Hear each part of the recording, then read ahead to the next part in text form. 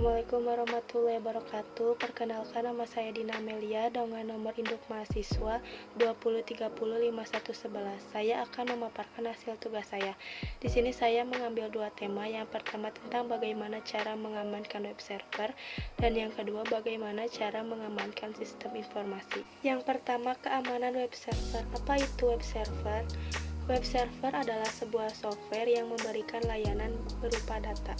Web server juga mempunyai fungsi, yaitu menerima permintaan dari klien dan mengirimkan kembali file yang diminta oleh komponen dari sebuah halaman web, seperti gambar, teks, audio, dokumen, dan lain-lain. Ada contoh web server, yaitu yang pertama ada Apache, yang kedua ada Microsoft Internet Information Service, yang ketiga ada Sun Java System Web Server, dan yang keempat ada JAWS Web Server.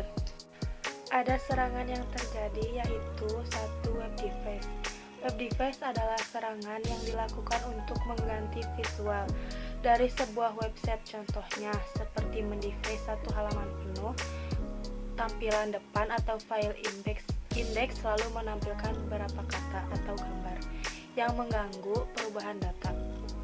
Yang kedua, ada perubahan data secara langsung seperti akses fisik ke server yang ada, bila secara jarak jauh seperti CGI dan exploit data di database. Yang ketiga, ada penyadapan informasi data-data penting yang keluar masuk ke dalam web server.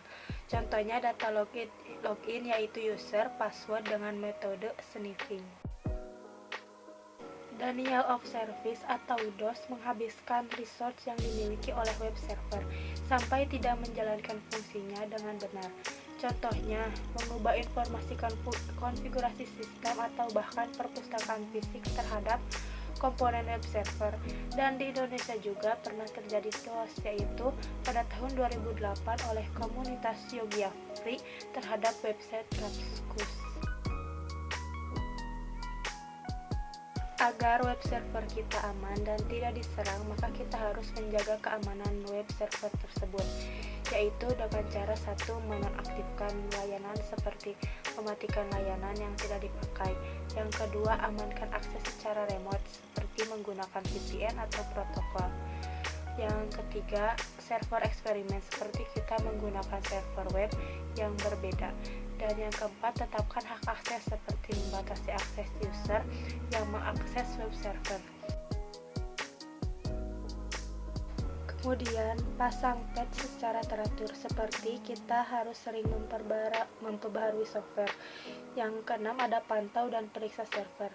Lalu yang ketujuh, ada hapus akun user yang tidak dipakai. Lalu hapus modul server yang tidak dipakai.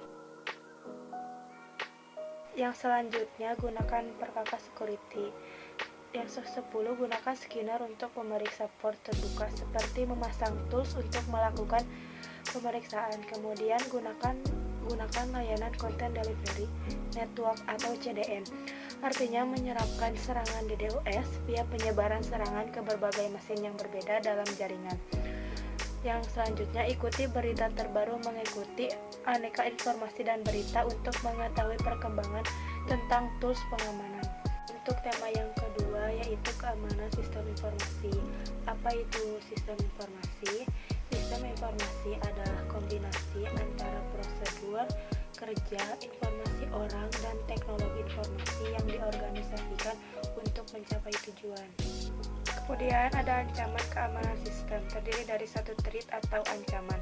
Adalah aksi yang terjadi baik dari dalam sistem maupun dari luar sistem yang dapat mengganggu keseimbangan sistem informasi.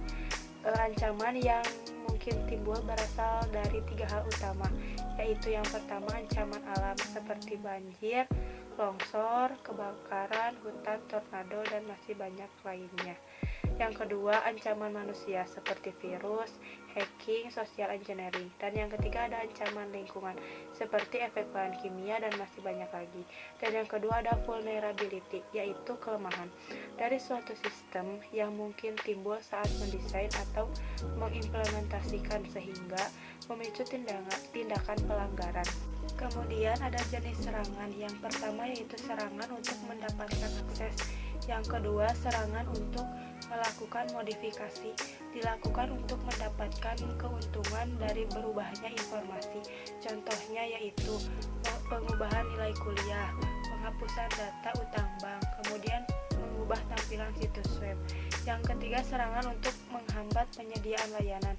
Contohnya seperti mengganggu aplikasi, misalnya membuat aplikasi tersebut down, kemudian mengganggu sistem, misalnya membuat sistem operasi tersebut down.